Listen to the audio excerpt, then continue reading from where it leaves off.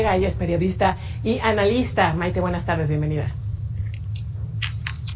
¿Cómo estás, Tania? Buenas tardes. Buenas tardes. Oye, bueno, hablemos de este estudio, de este análisis que da a conocer el Coneval respecto a la pobreza 2020. Y bueno, arroja, pues en cuanto al acceso a servicios de salud, que 15.6 millones de personas se sumaron a las que no tienen acceso pues a estos servicios. Nos habla esto pues de lo que ha representado el INSABI, ¿no? Total fracaso. Total fracaso porque la política ha estado mal planeada. Primero destruir y luego ver si podemos construir. Y todo con un discurso que sirve más que una estrategia, es una, ¿qué podríamos decir?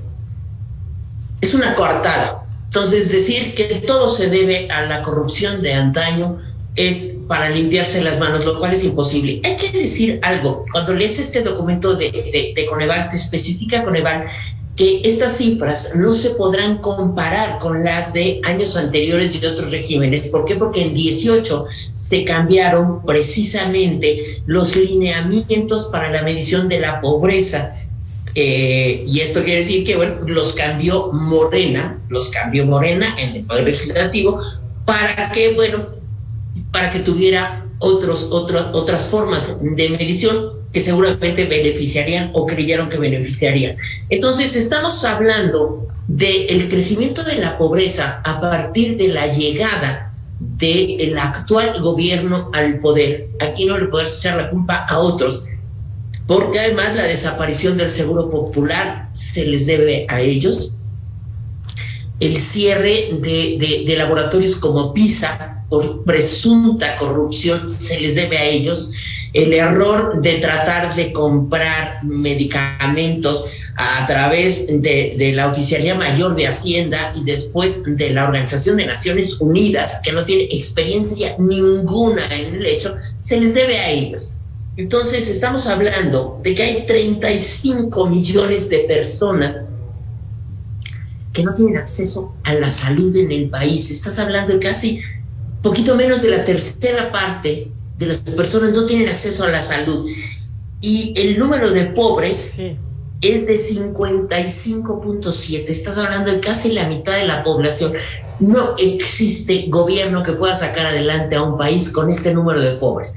Pero además, no existe la intención de modificar la política de desarrollo, ni la política social para combatir la pobreza. Entonces estos números seguirán creciendo. Sí, claro, se seguirán violando el derecho a la salud. Perdóname que te interrumpa, Maite, durísimo esto que estás comentando. Pues la tercera parte de los mexicanos no tienen acceso a servicios de salud. Pero ¿qué te parece si vemos parte de lo que se ha dicho esta mañana al presentar este documento? Bueno, pues justo bajo el contexto de la pandemia causada por COVID-19 en 2020. Bueno, a todo esto hay que sumarle además, recordar pues que en 2020 inició esta pandemia. Hubo un incremento de 3.8 millones de personas en situación de pobreza en nuestro país en comparación con 2018. Y bueno, a nivel nacional, la educación y la salud fueron dos de los servicios básicos de los que más carecieron los mexicanos. Vamos a escuchar a José Nabor Cruz Marcelo, secretario ejecutivo del Coneval.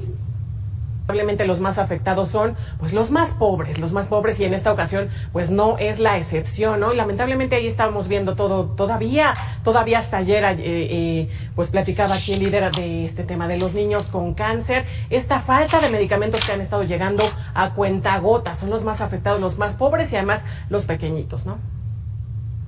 Y además, esta carencia de medicamentos, este desabasto provocado por el gobierno del presidente López Obrador, lo que ha hecho es encarecer las medicinas.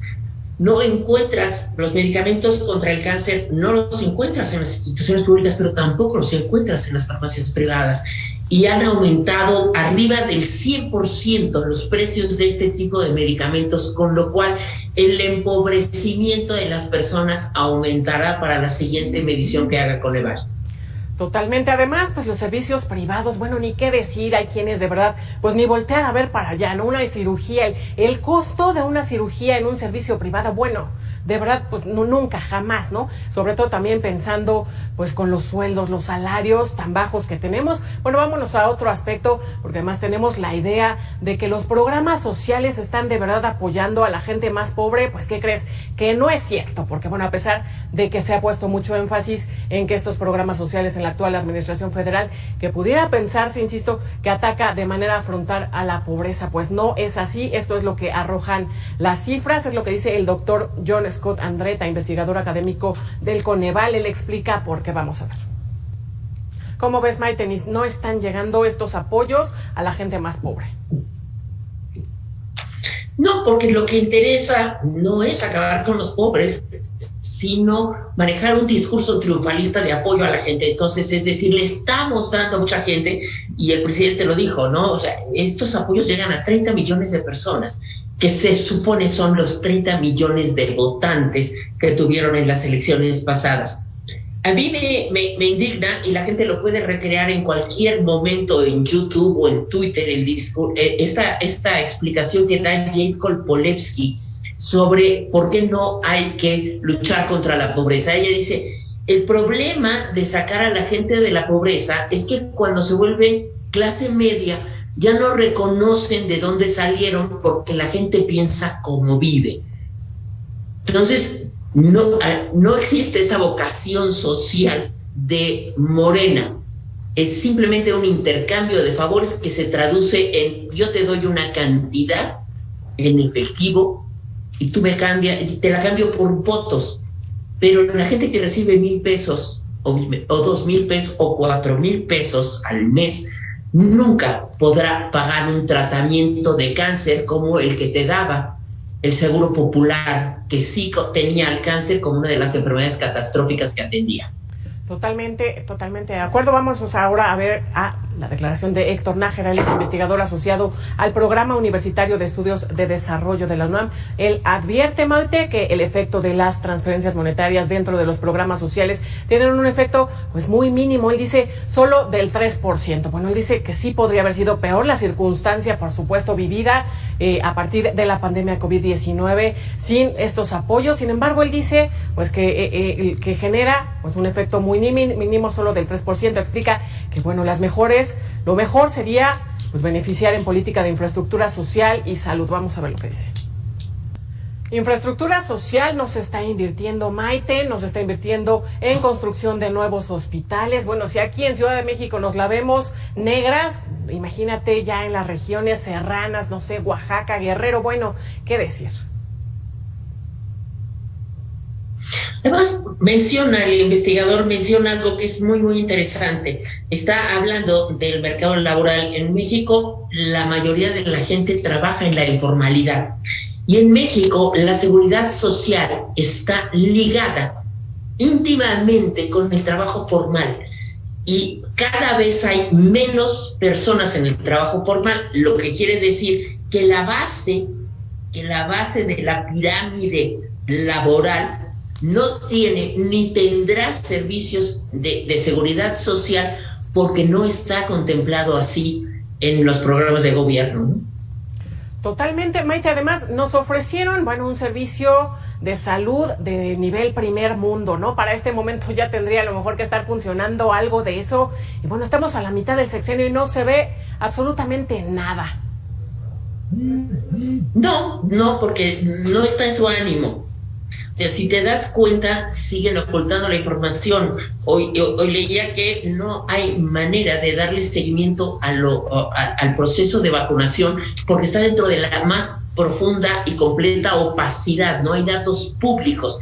No quiere publicar nada. Lo poco que trasciende de la información sobre la inversión, te das cuenta que hay un subejercicio, ¿no? Están invirtiendo más en seguridad pública, de acuerdo con los recursos que hay ahorita, y menos en salud, pero lo que se está invirtiendo de todos modos es menos de lo que estaba presupuestado. Entonces, sí, están jugándole a hacer ahorros, a hacer un cochinito para las próximas elecciones, porque además, desde el momento que el presidente adelanta la sucesión presidencial, bueno, te das cuenta que la preocupación y la ocupación a partir de este momento será para las próximas elecciones, lo que seguramente hará sufrir más a los programas de creación de infraestructura y de satisfacción de necesidades de las clases populares, que son ahora o representan ahora la mitad casi de la población. Maite, todo esto que nos dices, además, a costa de la salud de los mexicanos. Te agradezco esta participación, estos minutos con nosotros. Maite Noriega, muy buenas. Encantada. Un gusto. Nosotros vamos a continuar. Un gusto, Maite. Vamos a continuar con la información porque, bueno, vámonos a revisar cómo